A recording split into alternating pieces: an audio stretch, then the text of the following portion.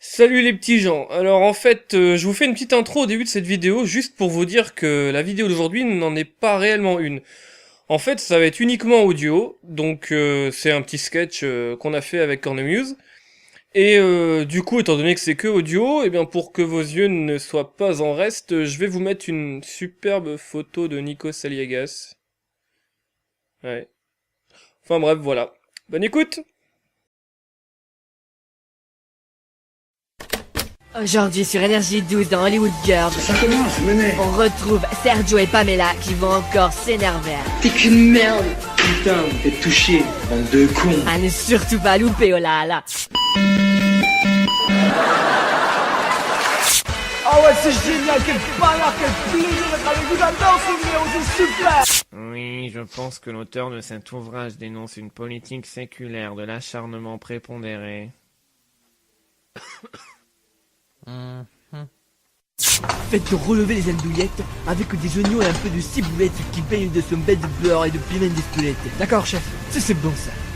Alors aujourd'hui on est chez Gisèle et Sophie qui vivent en harmonie avec la nature. On va donc commencer par tapisser le mur de cacahuètes et de bougies pour ensuite... Et tout de suite, le JT par Jean-Pascal Finistère.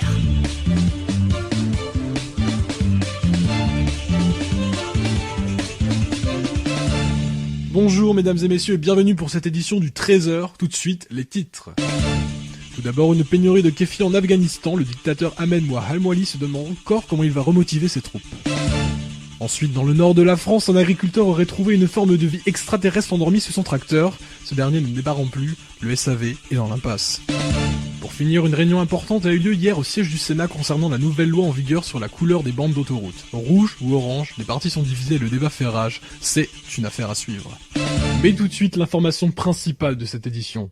En effet, un événement très particulier s'est produit dans la nuit de dimanche à lundi, dans une petite ville du nord-est de la France. Deux jeunes joueurs de Meuporg et adeptes de jeux vidéo ont découvert par inadvertance en essayant de réparer leur console endommagée qu'ils avaient créé une sorte de passage vers leur monde favori. Notre reporter est en direct des lieux. Nikos, vous nous entendez ? Ah oui, tout à fait, je suis en direct de la petite bourgade d'Ayange où je me trouve face à la demeure de nos deux geeks. Deux geeks qui ont effectivement réussi l'exploit, que dis-je, la prouesse impressionnante d'ouvrir une faille vers le monde numérique de leur héros préféré via leur console de jeux vidéo. Je me dirige à présent vers la maison susmentionnée et je m'en vais toquer de manière vive et énergique à cette formidable porte extraordinaire, j'adore. Attention, je m'y mets, voilà. Quel talent, c'est génial. On attend maintenant que nos interlocuteurs viennent nous ouvrir. Voilà. Dans un silence de cathédrale relativement monotone. Et silencieux. Un peu chiant tout de même, mais savoureux. Les oiseaux. Oh, les voilà. Ouais, c'est quoi? Bonjour, je suis Nico Aliagas. Vous êtes en direct au JT de TF1 pour un reportage exclusif, extraordinaire et magnifique sur votre spectaculaire découverte. Pouvez-vous nous en dire plus? Mais qu'est-ce que c'est que ces conneries? Bruno! Ah, il semblerait qu'il y ait anguille sous roche, mesdames et messieurs. Bruno! Le jeune homme prend la fuite dans la demeure. Nous allons le suivre avec notre équipe. C'est exclusif sur TF1 aujourd'hui. Incroyable, nous sommes en direct, ne zappez pas. C'est quoi ces guignols là? D'où tu prends l'initiative de parler de notre truc? Mais tu te rends pas compte de ce que ça représente, on peut se faire une fortune avec ça. Apparemment, il y a des accords entre les deux protagonistes. Nous allons tenter d'en savoir plus. T'aurais pu m'en parler avant, non? Alors Sylvain, mais puis-je vous appeler ainsi? Expliquez-nous c'est moi à qui parle, tous, à Ouais, toute la apparemment. France qui nous regarde, que se passe-t-il donc?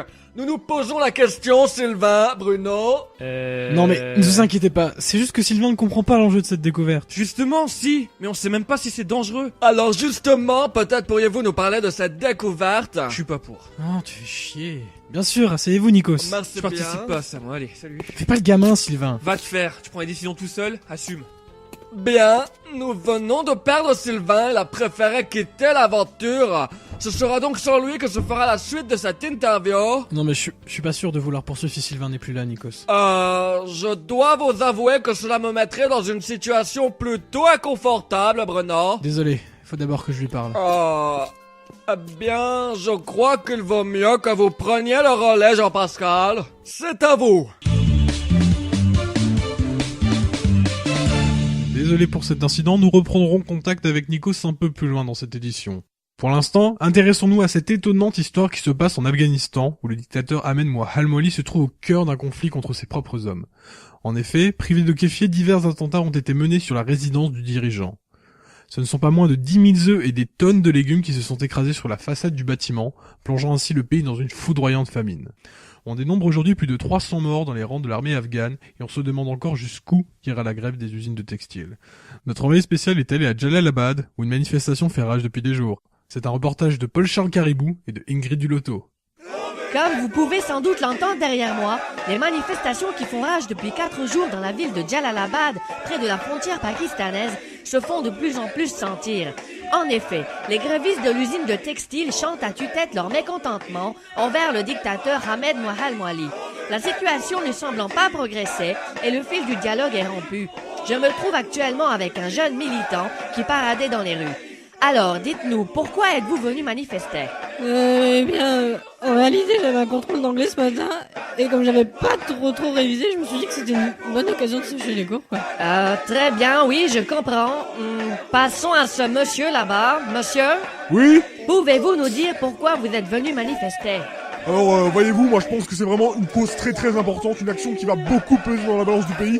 On est en train d'écrire l'histoire là, monsieur. C'est une époque charnière que nous vivons et cette rébellion l'incarne, monsieur. Nous sommes l'avenir et nous continuerons, dussions-nous en mourir. Je vois également que vous avez amené votre enfant.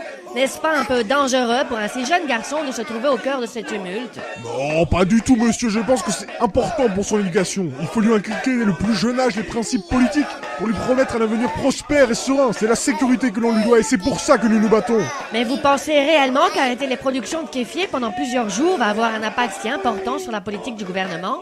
Mais c'est évident. Regardez, hein, mon petit gars. Vous voyez, ça se voit dans ses yeux, il a la rage, il le dit avec ses mots. Il est pas content, pas content. Voilà, comme vous avez pu vous en rendre compte, les manifestants sont très impliqués dans cette cause. On peut d'ailleurs voir fleurir un peu partout des artistes et des rues qui semblent très inspirés par ces événements. Comme par exemple ce mendiant que j'aperçois non loin. Nous allons nous approcher de lui pour l'écouter.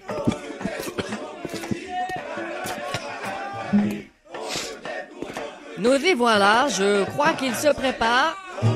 Il est prêt, je vous laisse écouter.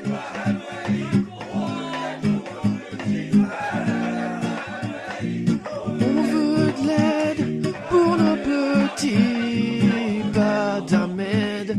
Moi, on veut de l'aide pour nos petits. Regardez, c'est incroyable. Apparemment, des manifestants se joignent à lui pour l'accompagner. C'est un grand moment de solidarité auquel nous assistons aujourd'hui. On veut de l'aide pour nos petits, pas d'Ahmed, moi Al-Mwali. On veut de l'aide pour nos petits, pas d'Ahmed, moi Al-Mwali. On veut de l'aide pour nos petits, oh pas d'Ahmed, moi Al-Mwali.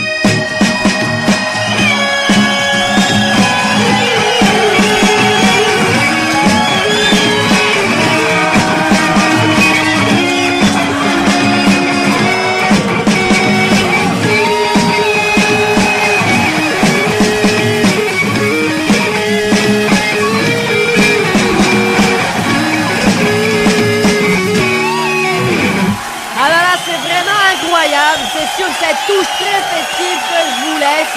Je vous rends l'antenne. C'était Paul-Charles Caribou. À vous, Jean-Pascal Finistère. Nous sommes de retour sur le plateau du JT et la régie m'informe que la situation du côté de Nikos s'est rétablie. Je reprends donc contact avec lui. Nikos ? Oui, tout à fait, tout est sous contrôle. Nous nous trouvons actuellement dans le salon de Sylvain et Bruno qui s'apprêtent à nous faire une démonstration de leur fameuse machine. Bon, on va juste allumer la console pour vous montrer le fonctionnement de notre découverte. Alors évidemment, vous comprendrez qu'on ne pourra pas aller directement à l'intérieur d'un jeu parce qu'on ne sait pas trop s'il y a des risques. Bien sûr, nous comprenons. Bon, j'allume alors. Donc là, on se trouve sur le menu de la console, et après il nous suffit de lancer le logiciel qu'on a conçu, et normalement on devrait pouvoir entrer dans un jeu. En appuyant sur ce bouton donc. Oui, mais n'y touchez pas. Comment ? Mais qu'est-ce que vous avez fait, bordel? Attends, c'est peut-être rien, on doit pouvoir annuler normalement. Je crois pas, on n'a pas encore mis au point le logiciel pour ça. Que va-t-il se passer alors? Ça on ne sait pas trop, on n'a jamais vraiment essayé concrètement. On avait fait le test avec des objets, les envoyer, mais pas sur nous, quoi. Eh bien, c'est embêtant. C'est trop tard maintenant, on va être aspiré par la console. Oh non, ça va pas, ça, j'ai The Voice à l'animation. Vous venez de pénétrer dans le monde de Sylvain et Bruno. Sylvain et Bruno, Sylvain et Bruno, Sylvain et Bruno, Sylvain et Bruno.